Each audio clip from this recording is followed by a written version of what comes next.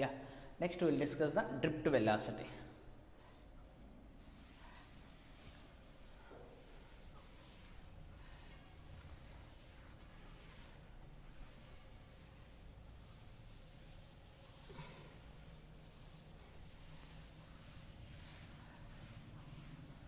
So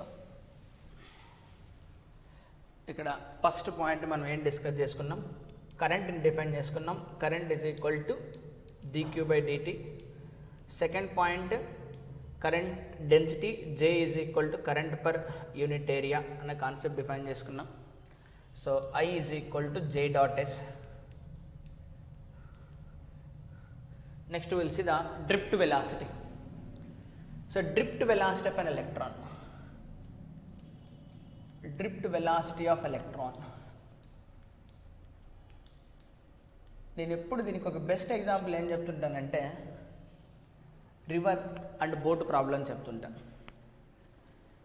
జనరల్గా river flow అవుతుంటుంది. మనం ఇటువైపు నుంచి అటువైపు వెళ్ళాలి. One side of the sea shore or river shore నుంచి అనదర్ షోర్కి వెళ్ళాలి. ఇప్పుడు అసలు బోట్ని మనం ఇంజన్ ఆన్ చేయకుండా పెట్టేసాం అనుకోండి, అప్పుడు ఏమవుతుంది,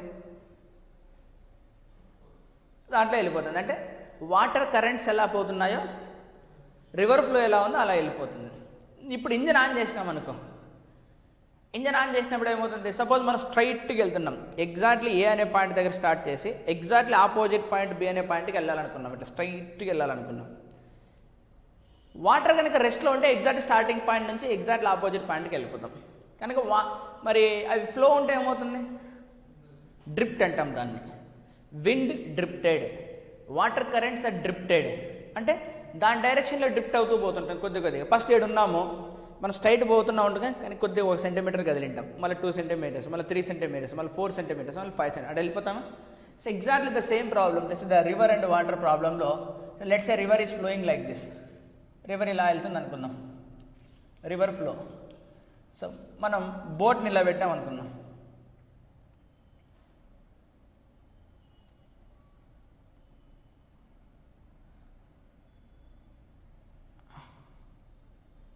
బోట్ని ఇలా. సో మనం ఏమనుకుంటాం, we are starting here A and we suppose to reach exactly అది బి పాయింట్, కానీ బి పాయింట్కి రీచ్ అవ్వలేం. వీ విల్ బి డ్రిఫ్టెడ్, ఇలా పోతాం. సో కాసేపటికి ఇక్కడ ఉంటాం,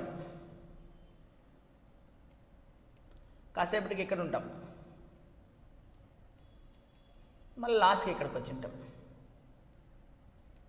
సో దీన్ని ఏమంటాం మనం, ఇదేనా డ్రిఫ్ట్, దీన్ని డ్రిఫ్ట్ అంటాం. Drifted by water currents. So మరి ఈ కేసులో ఎలక్ట్రాన్కి డ్రిఫ్ట్ వెలాసిటీ అనేది ఏంటి ఇక్కడ అంటే, ఇప్పుడు చూద్దాం. So I'm taking a conductor, let's A conductor. ఇప్పుడు ఎలక్ట్రాన్ అనేది ఏం చేస్తుంటుంది, జిగ్ జాగ్గా తిరుగుతుంటుంది. ఫస్ట్ ఇట్లా పోతుంది, మళ్ళీ ఇట్లా వస్తుంది, మళ్ళీ ఇట్లా పోతుంది, మళ్ళీ ఇట్లా పోతుంది, మళ్ళీ ఇట్లా వస్తుంది, ఎట్లా దాని ఇష్టం వచ్చినట్లు పోతుంది, మళ్ళీ ఇట్లా పోతుంది, మళ్ళీ ఇట్లా పోతుంది, ఇలా. అంటే ఎట్లయినా పోతుంటుందా, ఇది ర్యాండమ్ మోషన్ అంటాం. సో ఇక్కడ నుంచి ఇక్కడికి, మళ్ళీ ఇక్కడ నుంచి ఇక్కడికి, మళ్ళీ ఇక్కడ నుంచి ఇక్కడికి, ఇక్కడ నుంచి ఇక్కడికి, ఇక్కడ నుంచి ఇక్కడికి, ఇక్కడ నుంచి ఇక్కడికి. ఇప్పుడు ఎలక్ట్రిక్ ఫీల్డ్ అప్లై చేసామనుకుందాం ఈ డైరెక్షన్. ఎలక్ట్రిక్ ఫీల్డ్ అప్లై చేసామనుకుందాం. ఇప్పుడు ఎలక్ట్రిక్ ఫీల్డ్ ఏం చేస్తుంటుంది, నువ్వు ఇట్లా పోతున్నావు కదా,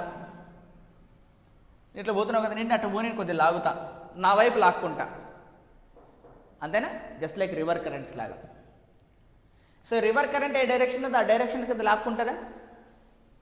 అంటే డ్రిఫ్ట్ అంటే ఏం చెప్పచ్చు, ఇప్పుడు velocity acquired by the electron in the direction of electric fields అని చెప్పచ్చా. The drift velocity and velocity acquired by the electron in the direction of electric fields. That's it, అంతే కదా, ఇంకేముంది ఇక్కడ. అంటే ఇప్పుడు చూద్దాం. సో దాన్ని డ్రిఫ్ట్ అంటాం మనం. Electric fields drifts the electron, అంతేనా. సపోజ్ అసలు ర్యాండమ్ మోషన్ లేదనుకో, ఎలక్ట్రాన్ రెస్ట్లో ఉంది, ర్యాండమ్ మోషన్ లేదనుకో, అప్పుడు ఏమవుతుంది, just no problem at all, no need to think about, అది వెళ్ళిపోతుంటుంది, ఎలక్ట్రిక్ ఫీల్డ్ డైరెక్షన్లో వెళ్తుంటుంది. సో ఇప్పుడు నేనేం చెప్పచ్చు, I can say here simply this is the electron. So electron మీద ఏం ఫోర్స్ ఉంటుంది? ఎలక్ట్రిక్ ఫోర్స్ ఉంటుంది. What is the formula for electric force? Q into E. So E, this is the electric force. So అంటే దాని motion ఈ డైరెక్షన్లో ఉన్నది. This is the motion of the velocity of electron. So velocity of electron ఈ డైరెక్షన్లో ఉంటే opposite డైరెక్షన్లో దాని ఫోర్స్ ఉంటుంది. అంతేనా? ఇప్పుడు చూద్దాం. ఇప్పుడు ఎలక్ట్రిక్ ఫోర్స్ ఏం చేస్తుంటుంది దీన్ని? Electric force try to accelerate in the direction opposite to the direction of electric field. అంటే అరే నువ్వు పూరా స్పీడప్ గారా, నువ్వు పో అని చెప్తుంటాను. దానికి అంటే ఎలక్ట్రికల్ ఫోర్స్ని ఆపోజ్ చేస్తూ లోపల కొన్ని ఫోర్సెస్ ఉంటాయి. ఏం ఫోర్సెస్ ఉంటాయి?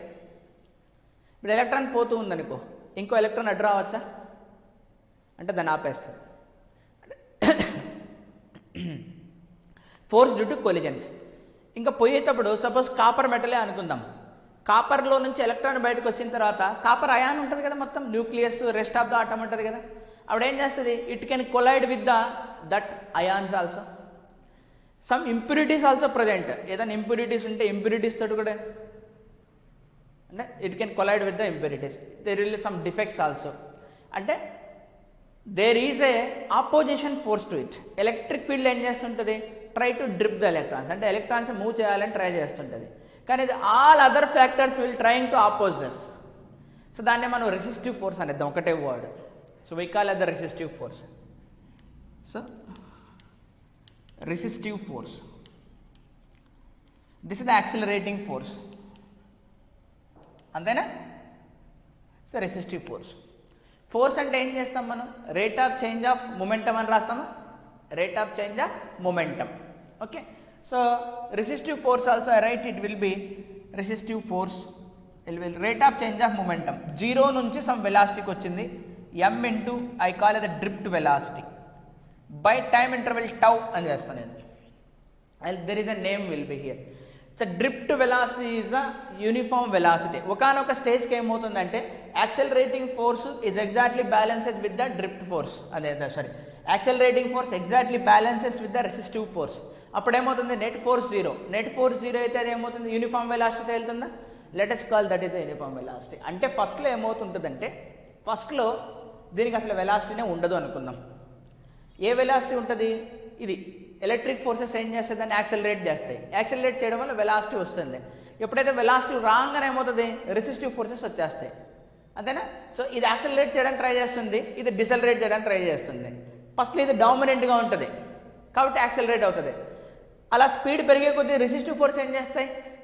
దాని యాక్షన్ కూడా ఉంటుంది. సపోజ్ ఇప్పుడు స్కై డైవర్స్ ఉంటారు. స్కై డైవర్స్ ఫస్ట్లో ఏంటి? వాళ్ళు హ్యాపీగా వెళ్ళిపోతారు, కానీ కాసేపు దూరం వెళ్ళిన తర్వాత స్పీడ్ ఎక్కువ అయిన తర్వాత ఎయిర్ డ్రాగ్ కూడా ఎక్కువైపోతుంది. ఎయిర్ డ్రాగ్ కూడా ఎక్కువైపోతుంది. అందుకనే resistive force will dominant. More is the velocity and more will be the resistive forces. So there is a situation comes accelerating force will be is equal to resistive force, అంటే decelerating forces అని. So then it will move with the uniform velocity. That uniform velocity is known as the drift velocity of an electron. So this is the velocity with which electron moves inside in the presence of electric fields. Okay na? So we want the situation at which net force will become zero. The situation comes, net force will become zero. Ante electron will starts from the zero velocity and acquires the velocity of Vd. అంటే ఇనిషియల్గా zero ఉంటుంది, దానికి drift velocity ఉండదు.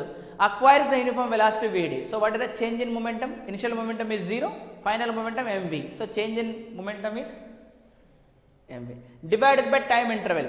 This time interval is the relaxation time, the time gap between collision to collision. అంతే కదా? So collision జరిగింది, మళ్ళా collision జరిగే మధ్యకాలంలో వచ్చినటువంటి వెలాసిటీనే drift velocity, and that is the relaxation time అని అంటారు. అంటే ఇప్పుడు more will be the number of collisions అనుకో, అప్పుడు more will be the resistive force. అంతే కదా? ఎక్కువ కొలిజన్స్ జరగకూడదు, తక్కువ కొలిజన్స్ జరగాలి. సో ఫర్ ఎగ్జాంపుల్ మనమే ట్రావెల్ చేస్తున్నాం, సో హైవేలో ట్రావెల్ చేస్తున్నాం, ఎక్కడ స్పీడ్ బ్రేకర్స్ లేవనుకో, no collisions at all, then will speed up. అలా కాకుండా ఎక్కడైనా ఎక్కువ స్పీడ్ బ్రేకర్స్ ఉన్నాయనుకో, దెర్ ఇస్ అ కొలిజన్, ఆగుతాం అక్కడ, అంటే our velocity will be reduces to zero. Collision టైంలో జీరోకి రెడ్యూస్ అయిపోతుంది, మళ్ళీ after thus then again zero, then అలా. So the same manner, so net force will be zero. We want the situation of net force will be equal to zero. So ఇక్కడ relaxation time, దీని నుంచి నాకు ఏమొస్తుంది, m into vd divided by relaxation time will be is equal to E. So దీని నుంచి మనం ఏం రాయొచ్చు, so I can write from here drift velocity will be is equal to e relaxation time divided by m అని రాయచ్చా, అంతేనా. So I will put in the vector form. So in the vector form drift velocity will be is equal to minus e tau by m into e. So negative sign indicates that velocity of the electron is opposite to the direction of electric fields. అంతేనా, okay. So ఇప్పుడు మనం ఏం చెప్పచ్చు, ఇక్కడ drift velocity దేనిపైన depend అయి ఉంటుంది, more is the electric field, obviously more will be the drift velocity. Inversely proportional to mass. Heavier mass ఉందనుకో ఇట్ యాక్సలరేషన్ ఈజ్ లెస్, అంటే ఎక్కువ మాస్ అంటే తక్కువ డ్రిఫ్ట్ వెలాసిటీ ఉంటుంది. So T is the relaxation time. ఎక్కువ relaxation ఉందనుకో ఎక్కువ velocity వస్తుంది, అంతే. స్పీడ్ బ్రేకర్స్ లేవు, ఎక్కువ వెలాసిటీ వస్తుంది. అంటే logically this is also correct, okay. So this is what actually the analysis of drift velocity. So one force is trying to accelerate, another forces will develop that opposes. Even exactly the same skydivers చేసే ప్రక్రియ కూడా ఇదే. సో gravitational force is trying to accelerate, air friction or air drag will opposite. Even ఇంకా మీరు ఏదైనా ఒక స్టోన్ని వాటర్లోకి వేయండి, ఫస్ట్లో ఏమవుతుంది, స్టోన్ విల్ మూవ్. కొద్ది దూరం వెళ్ళిన తర్వాత ఏమవుతుంది, స్లో అవుతుంది. ఎందుకని, ఫస్ట్లో ఓన్లీ గ్రావిటేషన్ ఫోర్స్ వల్ల స్పీడప్ అవుతుంటుంది, ఆ తర్వాత ఏమవుతాయి, రెసిస్టివ్ ఫోర్స్, విస్కస్ ఫోర్స్ అంటాం దాన్ని. ఆ విస్కస్ ఫోర్స్ వల్ల అది స్లో డౌన్ అయిపోతుంది. దెన్ ఇంకా కిందికి వెళ్ళిపోయే లోపల ఎప్పుడైతే స్లోగా కిందికి వెళ్తుంది, దాన్ని మనం డ్రిఫ్ట్ వెలాసిటీ అంటాం, యూనిఫామ్ వెలాసిటీ, దాన్ని టెర్మినల్ వెలాసిటీ అంటాం. అక్కడ ఇన్ విస్కాసిటీలో కాలేదా టెర్మినల్ వెలాసిటీ. అందుకే ఒక పెద్ద ఆయిల్ డబ్బా తీసుకోండి, ఒక చిన్న స్టోన్ వేయండి దాంట్లోకి, ఫస్ట్లో స్పీడ్గా పోతుంది, మళ్ళీ ఆ తర్వాత స్లోగా కిందికి పోతుంది. It travels with uniform velocity. That uniform velocity the drift velocity ఇక్కడ. సో ద డ్రిఫ్ట్ అన్నది it is exactly matches the river board problem తోటి మనకి, ఓకేనా. సో ఇలా ర్యాండమ్ మోషన్ ఉండి కాసేపటికి డ్రిఫ్ట్ వెలాసిటీ ఈ డైరెక్షన్లో వస్తుంది. That is the drift velocity we required opposite to the direction of electric field. నాకు అర్థమైందా. So note down that expression, you note down that is enough. Drift velocity expression మాత్రం note చేసుకోండి, మిగతా story అంతా గుర్తుంటే చాలు. దట్స్ ఇట్, రాసుకొని అవసరం లేదు.